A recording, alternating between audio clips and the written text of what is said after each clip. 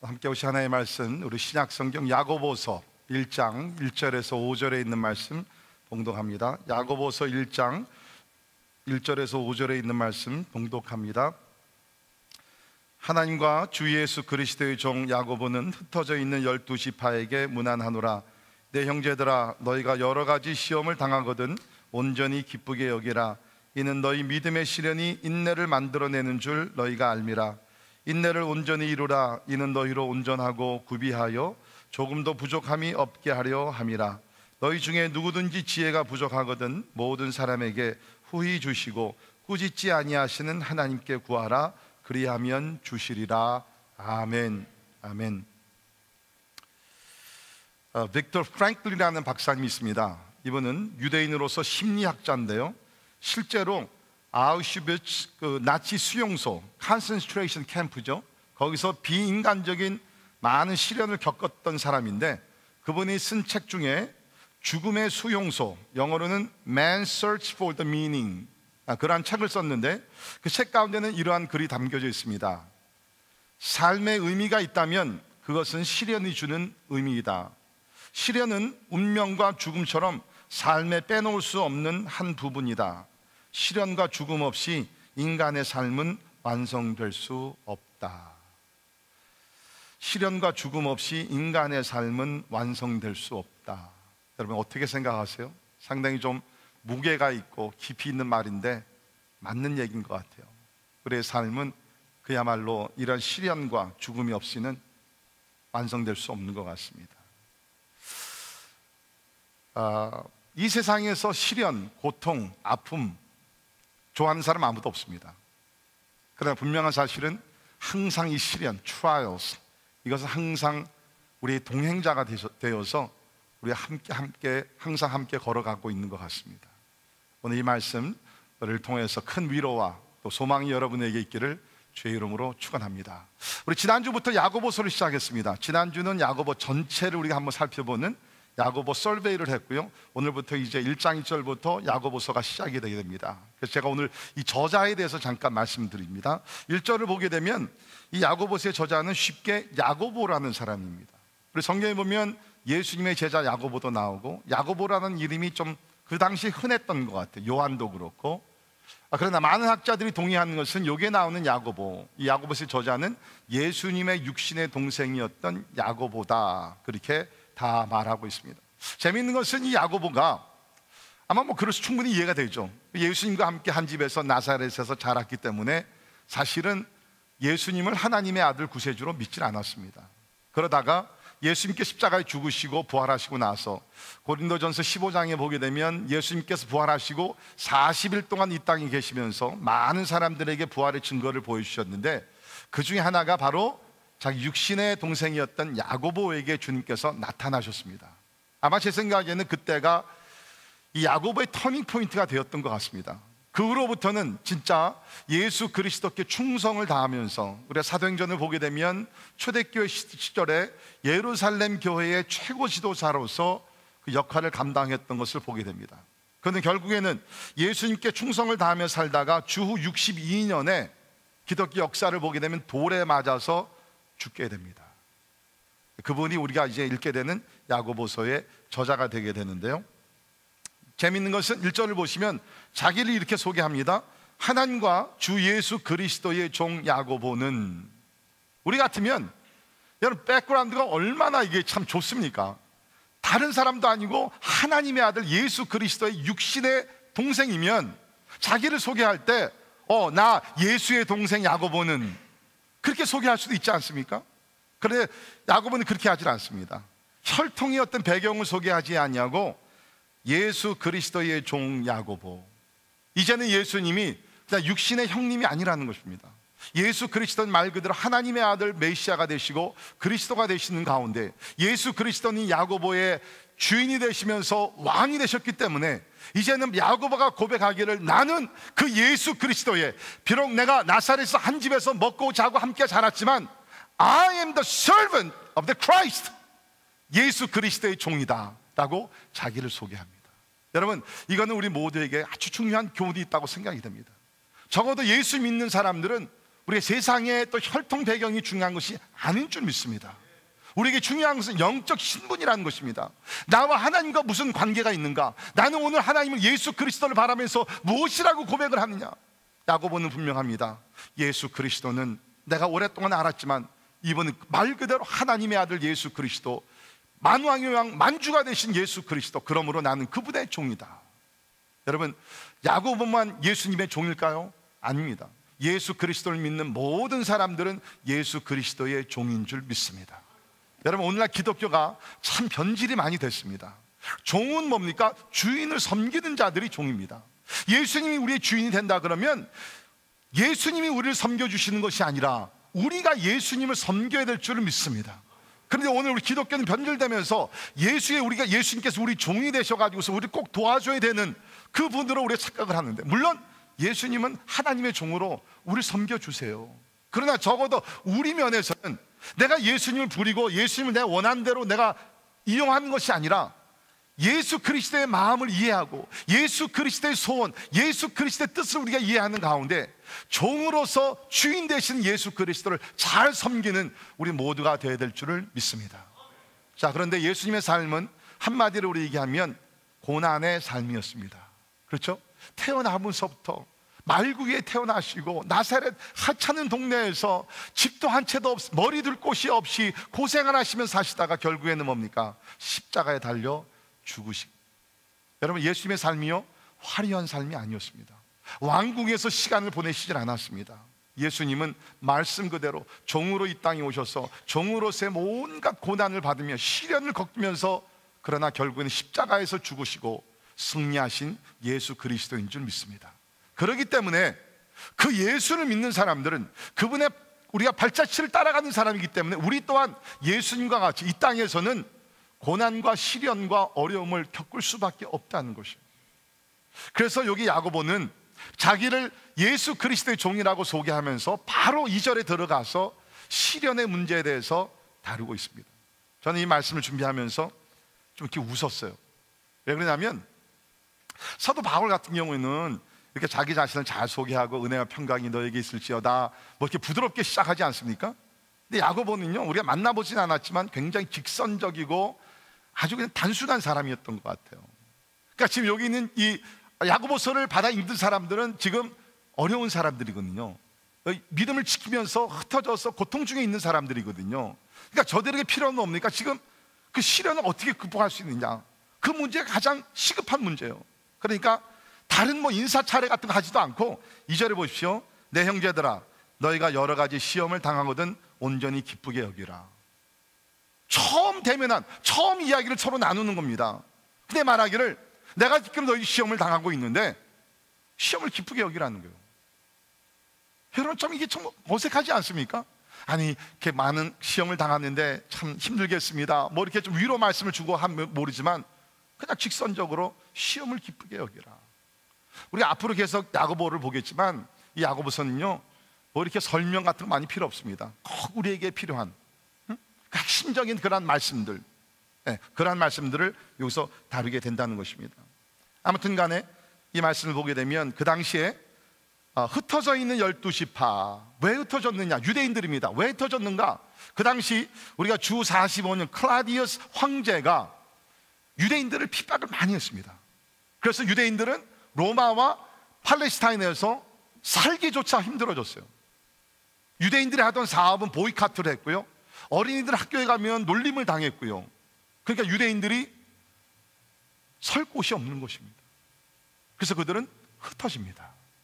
지금도 유대인들이 전 세계 많이 흩어져 살죠. 이때부터 흩어지기 시작한 것이에요. 많은 고난을 받고 있습니다. 그래서 지금 이 야고보는 이렇게 흩어져서 많은 삶의 신앙의 시련을 당하고 있는 그 성도들을 위로하면서 이 말씀을 시작하게 됩니다. 자, 우리 오늘 말씀 보면 이 시련, 제가 오늘 시련이라는 단어는요, 시험도 있고 고난도 있고 아픔도 있고 실망도 있고 실패도 있고 문제도 있고 이 모든 것들 다 통틀어서 제가 오늘 말씀드립니다. 이 시련의 현실에 대해서, the reality of trials, 이 시련에 대해서 야고보가 몇 가지 얘기하는데요. 첫째는 시련은 불가피하다는 것입니다. Trials are inevitable. 시련은 불가피하다는 것입니다. 자, 2절 보세요. 내 형제들아 너희가 여러 가지 시험을 당하거든. When you face many trials, when, not if, but it's when. 우리가 이 땅에 사는 동안에 반드시 시련을 당하게 된다는 것입니다. 여러분, 시련이라는 것은요, 인생 학교에서 이것은 선택 과목이 아니라 필수 과목입니다. Trials is not elective course, but it's a required course for everyone. 모든 사람들이 꼭 해야 되는 그러한 과정이라는 것입니다. 그렇기 때문에 이런 삶의 시련, 고통, 어려움에서 제외된 사람들은 아무도 없어요. 여러분이 신앙생활을 하나님 앞에서 아주 의롭게 바르게 성령 충만한 가운데 살더라도요, still you'll face trials. 진짜 거의 완벽하게 신앙생활을 잘하더라도요, 우리는 이 땅에 사는 동안에는 시련과 어려움을 당하게 돼 있어요. 자, 우리 시편 34편 19절 같이 읽습니다. 시작. 의인은 고난이 많으나 여호와께서 그의 모든 고난에서 건지시는도다. 아멘. 보통 우리는 누가 고난을 받으면 저 사람 죄를 범해서 그래, 우리 많이 비난하죠. 근데 성경이 뭐라고 얘기합니까? 의인도 고난을 받는다는 거예요. 한두 가지가 아니라 의인도 고난을 많이 받을 수 있다는 것입니다. 그러나 하나님께서 건져주심을 믿습니다. 이게 하나님의 진리라는 것이에요. 이게 하나님의 진리라는 것입니다. 두 번째, 시련은 여러 종류가 있다는 것입니다. There are many kinds of trials. 그래서 오늘 말씀 보면 2절에 여러 가지 시험을 당하거든. Do you see? 여러 가지 시험. 이 시험, 시련이 사이즈가 달라요. 어떤 시험들은 진짜 막 견디기가 힘들어요. 어떤 거는 조금 인내하면 문제가 해결이 돼요. 모든 것들이 색깔도 다릅니다. 제가 곰곰이 생각해 보니까 저 짧은 인생 걸어오면서 여러 가지 시험과 시련과 환난과 많이 있었거든요. 근데 희한한 것은 같은 시험은 별로 없었더라고요. 다 그때마다 시험이 오는데 다 다른 시험. 비슷하게 보이지만 깊이 들어가 보면 다른 시험들이에요. 이 시련이라는 것은 창의력이 풍부한 것 같아요, 제 생각에. 여러 가지 시험. 같은 시험이 오면 내가 좀 노하우가 생겨서 어떻게 내가 대면하고 극복할 텐데, 많은 경우에 우리가 경험하는 시험은 다 달라요. 색깔과 본질과 모든 것이 다 다르다는 것입니다. 그렇기 때문에 아무도 예측할 수가 없어요. 아무도 프리딕트 할 수가 없다는 것입니다. 지난주는 좀 우리에게 힘든 한 주가 아니었죠. 여러분이 아신 대로 지난주 헝가리 부다페스트 유람선 침몰 사고로 인해서 우리 한국 사람들 여러 명이 이미 사망했고 지금 실종 중에 있습니다. 31일 날 우리 또 버지니아 비치에서 정부 청사에서 총기 난사로 인해서 12명이 죽고 6명이 부상을 당했습니다. 또 한 번의 큰 비극이 이 땅에 있었습니다. 여러분, 이런 큰 어려움을 당한 분들이 그날 아침에 일어나서 내가 오늘 사고를 당할 것이라는 생각조차 했겠어요? 이게 현실이라는 것입니다. 그러지 않기를 바라지만 오늘 이렇게 우리가 은혜스럽게 예배를 잘 드리고 오후에 어떤 일이 일어날지, 내일 이번 한 주간 어떤 일이 일어날지 아무도 몰라요. 여러분, 우리는 우리 인생을 내가 컨트롤할 수 있다고 보지만 컨트롤할 수 없는 건 여러분과 제가 잘 압니다. 또 한 가지, 여기 시련에 대해서 좀 우리 긍정적인 면이 있습니다. 그것은 뭐냐면 특별히 믿는 사람들에게 적용이 되는 것인데, 시련 뒤에는 하나님의 거룩한 목적이 있다는 것입니다. 믿으십니까? 네. 하나님께서 우리에게 시련을 허락하실 때는 그 뒤에는 하나님의 거룩한 목적이 있다는 것입니다. 그 목적이 있다는 것입니다. 그래서 저는 오늘 이 말씀을 통해서 이 문제로부터 성숙하는 방법, 이게 오늘 설교 제목인데요, 우리가 문제로 끝나지 아니하고 거기서 우리가 성숙할 수 있는, 얻을 수 있는 하나님 거룩한 목적이 있다는 것이죠. 이거를 여러분께서 생각하시면 지금 여러분이 당하시는 시련과 어려움, 또 앞으로도 어떤 일들이 일어날지 모르죠. 그렇다 할지라도 절대로 우리가 낙심하지 아니하고 낭망하지 아니하고 우리가 소극적인 자세가 아니라 믿음의 적극적인 자세를 가지고 반드시 승리하게 될 줄을 믿습니다. 자, 첫 번째 목적이 뭡니까? 시련은 우리의 믿음을 정화시킵니다. Trials purify our faith. 시련은 우리의 믿음을 정화시킨다는 겁니다. 자, 3절을 보시면 이는 너희 믿음의 시련이 그렇습니다. 너희 믿음의 시련. 여기 나오는 시련이라는 단어가 우리 헬라어로 보게 되면 도키미온이라는 단어 썼는데, 도키미온, 이거는 도공들이 도자기를 구울 때에 이렇게 그 진흙으로 빚어서 이렇게 불 속에 집어넣습니다. 그러면 뭐 몇 시간 동안 이제 그 도자기를 잘 구워서 꺼내게 되죠. 근데 꺼내게 되면 모든 도자기들이 다 아름다운 작품으로 만들어지는 게 아닙니다. 보게 되면 이 도자기는 이렇게 좀 흠이 갔고 잘 안 됐고, 그렇게 되면 어떻게 합니까? 그 도공이 그것을 보면서 깨트립니다. This is no good. 보면서, 그러나 이제 그 옆에 있는 그 모든 것들을 깨끗하게 닦으면서 봤을 때에, 아, 이거는 진짜 아름다운 도자기다 했을 때에, 그때 도공들이 하는 얘기가 뭐냐면 도키모스, approve, 도장을 찍는 거예요. 이거는 상품으로 내놓을 만한 가치가 있는 물건이다, 도키모스, 그렇다고 얘기한다는 거예요. 그러니까 오늘 말씀해 보게 되면 하나님께서 우리에게 시련을 주는, 허락하시는 이유 중에 하나가 뭐냐면, 이것을 통해서 우리 믿음이 정화되는, purify가 되는 그 은혜를 우리에게 주시기를 원하십니다. 사랑하는 성도 여러분, 우리가 가지고 있는 믿음이 온전하고 완전하고 성숙한 믿음 같지만 사실은 그렇지 못해요. 우리 믿음은 약할 때도 있고요, 이렇게 불순물에 이렇게 테인트가 돼가지고서 불결할 때도 있고, 그러나 하나님께서 그때마다 이 믿음이라는 것을 정화시키기 위해서, 진짜 정금 같은 믿음을 우리에게 갖게 하시기 위해서 시련과 고통이라는 방법을 통해서 하나님 우리의 믿음을 깨끗하게 만들어 주심을 믿습니다. 이것이 우리가 베드로전서 1장 7절에 보면 나와 있는 말씀인데요, 같이 한번 읽도록 합니다. 시작. 너희 믿음의 시련이 불로 연단하여도 없어질 금보다 더 귀하여 예수 그리스도에 나타나실 때에 칭찬과 영광과 존귀를 얻게 하려 함이라. 아멘. 우리는 그저 시련과 바람이 불지 않는 잔잔한 그런 날을 원하지만, 하나님의 궁극적인 목적은 뭐냐면 예수께서 재림하셨을 때에 칭찬과 영광과 존귀를 얻게 하기 위함인데, 그러기 위해서는 우리의 믿음이 정금 같은, refine, 아주 깨끗한 온전한 믿음을 갖게 하시기 원합니다. 그렇게 하나님께서 우리의 믿음을 정화시키기 위해서는 반드시 시련이라는 도구를 사용하신다는 겁니다. 사랑하는 성도 여러분, 혹시 여러분이 최근에 또 이제까지 인생길을 걸어오시면서 남달리 많은 시련을 받았습니까? 하나님이 여러분을 미워하시는 것이 아닙니다. 하나님은 너무나 여러분을 사랑하셔서 이 땅에서는 잠시 고통을 받으나 주님 오시는 그날 흠도 없고 점도 없는 깨끗한 예수 그리스도의 신부, 그 정금 같은 믿음을 가지고 하나님 앞에 서기 위해서 하나님께서 이런 시련들을 도구로 사용하시는 것을 믿으시기를 주의 이름으로 축원합니다. 두 번째는, 시련은 우리의 인내심을 강화시킵니다. Trials fortify our patience. 시련은 우리의 인내심을 강화시킨다는 겁니다. 3절 보십시오.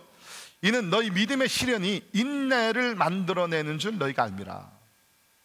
인내, endurance, patience, 우리에게 필요한 것이죠. 대인 관계 속에서 인내가 필요합니다. 그죠? 우리 다 경험하는 거잖아요. 이렇게 그 대인 관계를 하다가 참아요. 얘기합니다. 아니, 내가 한 번만 더 참지. 참아요. 그 다음에 이를 악물고 한 번만 더 참지. 그러다가 막 이게 쌓이죠. 그러다가 몇 년을 참았는데 마지막에 폭발하는 경우가 있죠. 제가 유th 패스터 할 때, 청소년 사역을 할 때 스티브라는 친구가 있었는데 3년을 제가 참았어요. 이 친구가 아주 그냥 까칠까칠대고 말 안 듣고 아주 그냥 다른 아이들에도 좋지 않은 영향을 미치고, 그러다가 계속 인내하면 참다가 어느 여름 수양에 가기 바로 전날, 가는 날, 떠나는 날 이 친구가 말썽을 부려가지고서 제가 확 올라왔어요. 제가 아직도 후회하는 일 중에 하나요. 그때 한 번만 더 참았을 거예요. 굉장히 여러분, 제 보신 눈이 굉장히 막 좋아하시는 것 같아요. 우리 다 경험하죠. 한 번만 더 참았습니다. 대인관계에서 인내가 필요할 뿐만 아니라 우리가 사회생활 할 때도 우리가 인내가 필요합니다. 직장생활, 사업을 할 때도 우리가 얼마나 많은 경우에 forget it, 나 이제 그만 둘래.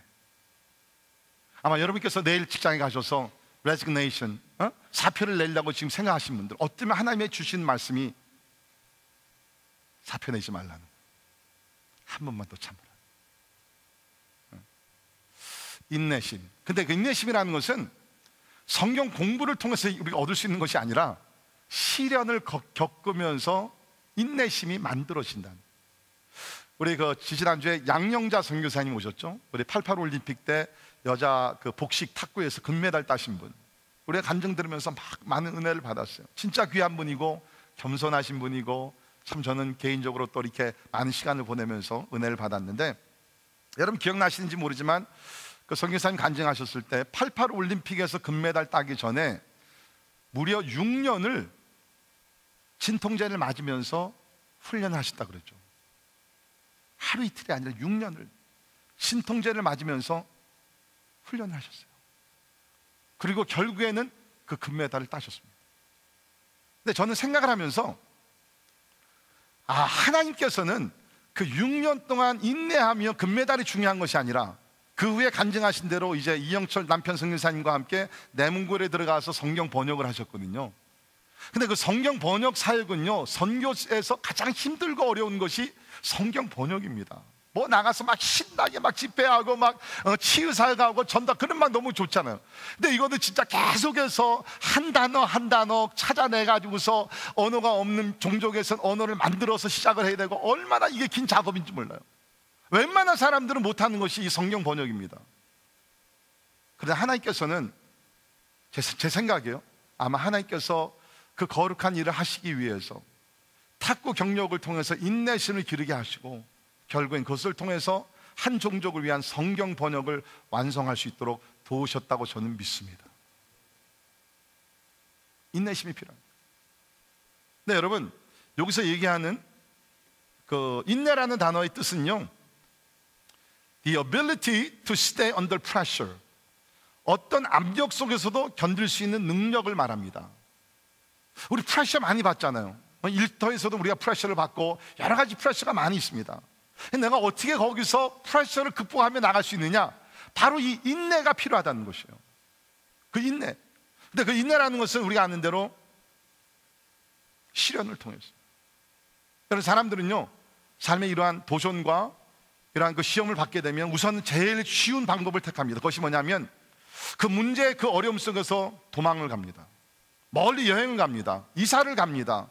현실을 부인하며 갑니다. 마약을 합니다. 술을 마십니다. 여러분, 그렇게 한다 그래가지고서 문제들이 사라지나요? 사라지지 않아요. 우리가 정면 충돌을 하면서 성령의 도우심과 은혜의 말씀 가운데 거하면서 우리가 인내할 때 하나님께서 우리를 통해서 거룩한 뜻을 이루실 줄을 믿습니다. 여러분, 절대로요, 하나님 성경을 보십시오. 하나님께 사랑하신 모든 사람들, 훌륭한 인물들을 보면 갑자기 훌륭한 인물이 되는 사람 아무도 없어요. 요셉 보십시오. 그 청소년 어린 나이에 형들에게 팔려가지고 애굽으로 종으로 가게 됩니다. 성적인 순결을 지키려다 오해를 받아가지고서 감옥에 들어가게 됩니다. 감옥에 들어가서 거기 있는 사람들과 만나서 교제하면서 그들을 돕게 됩니다. 거기 있는 프리즈너들은 풀리게 되죠. 요셉이 도와줘서. 그러나 저들은 나가서 요셉을 새까맣게 또 까먹게 됩니다. 그래서 요셉이 형들에게 팔릴 때부터 나중에 애굽의 총리 자리에 올라갈 때가 무려 한 15년이 걸려요. 여러분이 지금 겪고 있는 그 시련의 시간이 얼마나 오래됐는지 모르겠습니다. 그러나 요셉이라는 사람은 사춘기 때부터 시작돼가지고서 30대 이르기까지 15년의 시련의 고통의 기간을 통해서 결국에는 애굽의 총리 자리에 앉아서 자기의 가족을 구원하고 애굽을 구원하고 그 주변에 있는 나라들을 구원했던 아름다운 인물이 됐던 것을 보게 됩니다. 절대로 여러분, 성경에 나오는 사람들이요, 쉽게 훌륭한 인물, 믿음의 거인이 된 것이 아니라는 것입니다. 근데 저는 이런 인내를 생각하면서 왜 우리에게 인내가 필요한가? 뭐 우리가 이 땅에서 여러 가지 업적을 우리가 이루기 위해서도 인내가 필요하지만 진짜 큰 목적은 이겁니다. 잘 들으세요. 왜 우리 모두에게 인내가 필요하냐면, 여러분이 아시더라 멀지 않아 이 세상은 대환란을 맞이하게 됩니다.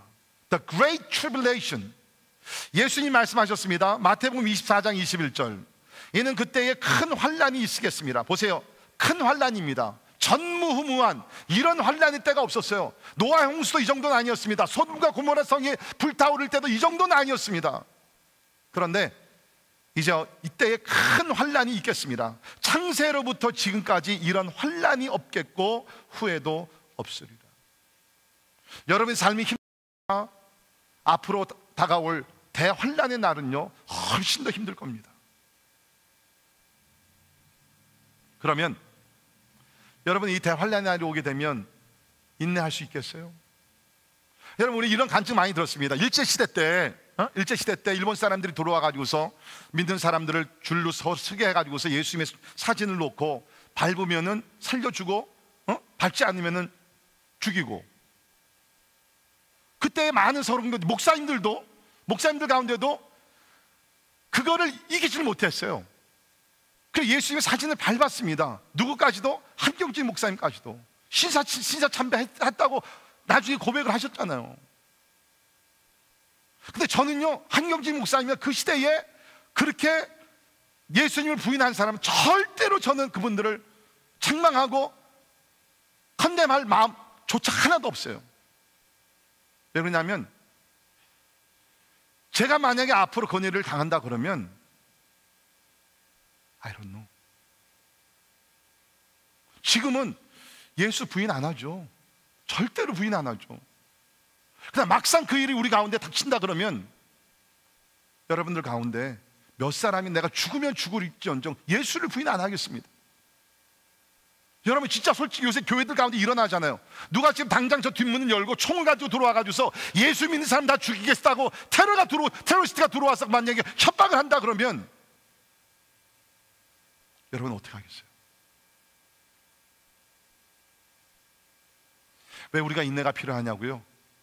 뭐 세상에서 무슨 뭐 사업을 하고 뭐 그런 차원이 아닙니다. 왜 우리가 인내가 필요하냐면, 마지막 날 대환란에 타협하지 아니하고 예수를 부인하지 않고 죽으면 죽으리라는 그런 각오를 가지고 예수님 앞에 충성하기 위해서 우리 가운데 영적인 인내가 필요한 줄 믿습니다. 제가 일부 예배도 말씀드렸지만 여러분 자녀들에게 이러한 인내심을 길러주시기를 바랍니다. 진짜로 여러분, 여러분의 자녀들이 대환란을 맞게 되면 여러분의 자녀들 진짜 stand firm, 굳건히 서가지고서 믿음을 지킬 수 있을 것 같아요. 여러분, 이게 심각한 문제입니다. 하나님은 그날 우리들을 온전하게 세워주시기 위해서 지금 크고 작은 시련들을 허락하셔서 믿음의 용사들이 되기 위해서 우리를 준비시키고 계신 줄 믿습니다. 그렇기 때문에 사랑하는 성도 여러분, 여러분이 지금 어떠한 환난과 시련과 고통을 당하셨습니까? 인내하십시오. 인내하십시오. 하나님께서 붙들어 주시고 반드시 끝까지 승리하시도록 도와주실 줄을 믿습니다. 또 한 가지 목적이 있습니다. 시련은 우리의 성품을 성화시킵니다. Trials sanctify our character. 이 시련은요, 우리의 성품을 성화시킵니다. 여러분, 성경을 보게 되면 지난 금요일도 제가 말씀드렸지만 하나님은요, 우리를 향해서 궁극적인 목적이 뭐냐면, 우리는 그냥 돈 벌고 성공하고 그냥 막 만사형통이잖아요. 우리는. 근데 하나님의 우리를 향한 하나님의 뜻은 달라요. 하나님께는요, 솔직히 말씀드리면 뭐 우리가 부자 되고 성공하고 무슨 뭐 잘 나가고, for God it really doesn't matter. 하나님께 중요한 것은 뭐냐면, 마지막 날 하나님 앞에서 성숙한 사람으로 예수 그리스도의 모습을 닮아가는 사람으로 서는 것이 하나님의 우선적인 관심인 줄 믿습니다. 하나님을 닮아가는, 우리의 성품이 예수 그리스도의 성품을 닮아가는 것. 그래서 오늘 말씀도 보면 4절 보십시오. 인내를 온전히 이루라. 이는 너희를 온전하고 구비하여 조금도 부족함이 없게 하려 함이라. 이 4절을 새 번역을 보게 되면 이렇게 번역을 했습니다. 여러분은 인내력을 충분히 발휘하여 조금도 부족함이 없이 완전하고 성숙한 사람이 되십시오.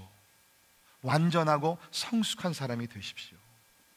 하나님의 궁극적인 관심은요, 우리가 예수 그리스도 안에서 완전하고 성숙한 사람이 되기를 원하신다. 여러분, 우리 주변에 성숙한 사람들을 보면요, 거의 대부분의 사람들이 많은 시련과 고통과 어려운 시간을 지나간 사람들, 온실에서 이렇게 자란 사람들 가운데 성숙한 사람들 별로 찾아보기 어렵습니다. 그런데 인생에 많은 시련과 고통을 겪은 사람들 보면 그 성숙함이 있어요. There is that, the beauty of the maturity. 많은 것을 소유한 사람이 아니, 지난주도 말씀드렸지만 부자라고 성숙한 사람 아닙니다. 많은 업적을 이룬 사람이 성숙한 사람이 아닙니다. 이런 시련과 고통과 어려움을 통해서 성숙하게 만들어져. 여러분, 우리 바울을 생각해 보면 바울은 우리가 아는 대로 거의 완벽한 사람이었죠. 죄가 없는 사람은 아니었습니다. 그러나 진짜 almost like 99% perfect man of God. 근데 하나님은요, 그렇게 그리스도를 위해서 충성을 다하며 목숨을 바쳐 섬겼던 바울이지만 하나님은요, 이 바울이라는 사람을 통해서 더 온전한 성숙한 사람으로 만들기를 원했어요. 그래서 하나님은 바울에게 시련을 허락을 하십니다. 여러분이 아시는 대로 바울의 몸에는 가시가 있었어요. 그 가시가 어떤 것인지 모릅니다. 눈의 병이었든지 몸의 간질병이었든지 we don't know. 성경이 밝히고 있지 않으니까. 그러니까 바울도 너무 힘들어서 주님께 3번씩이나 기도해서 하나님, 이 가시를 내 몸에서 걷어가 달라고. 근데 하나님의 응답은 가시를 걷어 가시는 것이 아니었어요.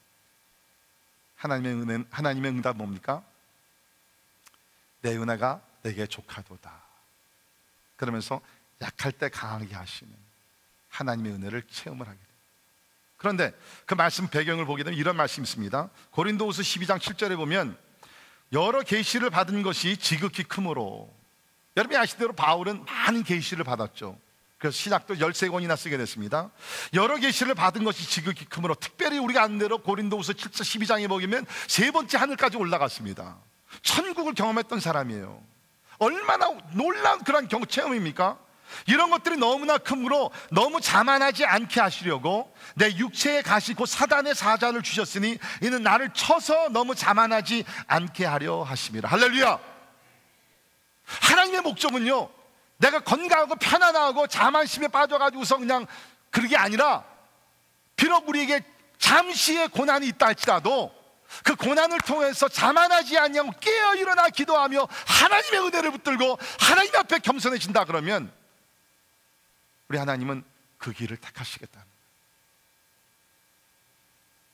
아마 여러분 가운데는 목사님, 나는요, you can bet on this. 나는요, 시련을 받지 않더라도 나는 겸손해요. 나는 고통을 받지 않더라도요, 나는 엎드려 하나님을 의지하며 기도해요. 그렇게 생각할지 모르지만 지나온 과거를 생각해 보십시오. 여러분이 진짜 언제 하나님 앞에 무릎을 꿇었습니까? 여러분이 진짜 언제 하나님의 옷자락을 붙들면서 하나님 도와달라고, 언제 여러분이 진짜 하나님 앞에서, 사람 앞에서 겸손해졌습니까? 힘들고 어려울 때, 힘들고 어려울 때. 저도 마찬가지예요. 목회가 술술 잘 풀리면요, 기도는 하죠. 그러나 그렇게 간절히 주님 앞에 눈물을 흘리면서 기도하는 것 찾기 어려워요. 그렇다고 해서 계속 저를 힘들게 만들라는 것도 아닙니다. 그러나 여러분, 이게 우리 현실이에요. 제가 몇 년 전에 어느 미국 목사님 얘기를 들었는데 그 목사님 그렇게까지 얘기했대요. 하나님은 우리를 성숙한 그리스도로 만들기 위해서 God can destroy you. 우리가 붙들고 있는, 의지하는 직장과 사업과 건강과 모든 것을 even ministry, 사역까지도 하나님께서는 망가뜨릴 수 있다.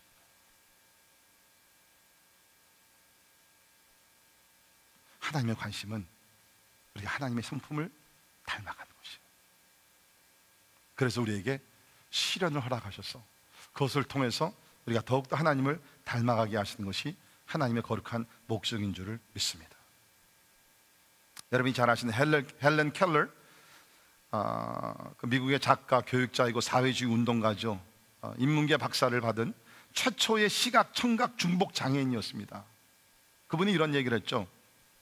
인격은 편안함과 조용함 가운데서 개발되지 않습니다. 다만 시련과 고통의 경험을 통해서만 영혼이 강건하게 되고 야망이 생기고 성공을 이룰 수 있습니다. 시련과 고통을 통해서 하나님의 거룩한 목적과 뜻이 이루어지게 된다는 것입니다. 그렇기 때문에 야고보는 이 야고보 그 서론의 이 시련의 문제를 먼저 다루면서 뭐라고 얘기하죠? 2절 다시 봅니다. 너희가 여러 가지 시험을 당하거든 온전히 기쁘게 여기라. 잘 들으세요. 우리가 병들고 고난이 있고 시련이 있고 이 자체는 좋은 것이 아니에요. Those are not good things, they are bad. 좋은 것이 아니에요. 그러나 하나님께서 이것을 통해서 제가 말씀드린 대로 우리의 성품을 그리스도의 성품으로, 우리를 온전한 그리스도의 사람으로 성숙시켜가 강화시키고 이러한 거룩한 목적이 있기 때문에 너희는 여러 가지 시험을 만나거든 기쁘게 여기라. Consider, 영어로 consider. 여기라는 뜻은요, 의도적으로 마음을 그렇게 정하라는 것이에요. 사랑하는 성도 여러분, 여러분이 지금 어떤 시련을 당하고 있습니까? 오늘 마음을 정하시기를 바랍니다. 이때까지는 원망을 하고 하나님을 원망하고 이웃을 원망하고 자기 자신을 원망했다 그러면 거기서 이제 벗어나시기를 바랍니다. 제가 말씀드린 대로 이 시련과 고통은 우리 피할 길이 없어요. Inevitable. 우리 다 경험하는 것입니다. 문제는 outside, 내가 외부의 세상은 어떻게 컨트롤이 안 되잖아요. 근데 우리가 할 수 있는 것이 뭐예요? You can control yourself. You can control your attitude. 시험을 당하는, 고통을 당하는 여러분의 자세, 그거는 여러분이 어떻게 결단하느냐에 따른, 내가 고통과 시련을 당하면서 원망하는 You can become a better person, 아니면 제가 오늘 말씀드린 대로 믿음의 눈을 가지고 하나님께서는 이런 거룩한 목적을 가지고 나를 시련의 그런 과정으로 인도하시는구나 할 때에 You can become a better person. 그죠? You can become a better person or you can become a better person. Difference is I. 여러분의 자신이란. 기도합니다. 이제 우리가 성찬식을 갖게 될 텐데, 성찬식은 예수님의 고난이에요. 예수님이 죄가 있었습니까? 죄가 없었잖아요. 완전하신 하나님의 아들이시잖아요. 그런데도 불구하고 고난을 받으셨습니다. 고난을 받으시면서 예수님은 구속의 역사를 이루셨죠. 마찬가지로 하나님은 우리에게 고난을 주셔서, 시련을 주셔서 그것을 통해서 이루고자 하는 영적인 열매들이 있다는 것입니다. 여러분, 고난을 당하실 때 예수님을 묵상하시기를 바랍니다. 그리고 오늘 말씀 그대로 5절에 보면 그 하나님께 기도하십시오. 하나님, 지혜를 주십시오. 이 시련을 내가 사람의 눈으로 보지 않게 하시고 이 시련을 하나님의 관점으로 보아서 절망이 아니라 소망 가운데 이 시련을 극복하며 나갈 수 있도록 하나님 도와달라고 같이 기도하시면서 성찬에 임하시기를 간절히 바랍니다. 우리 같이 찬송가, 우리 228장 1절과 2절 찬송하시면서 우리 성찬식 준비하도록 하겠습니다.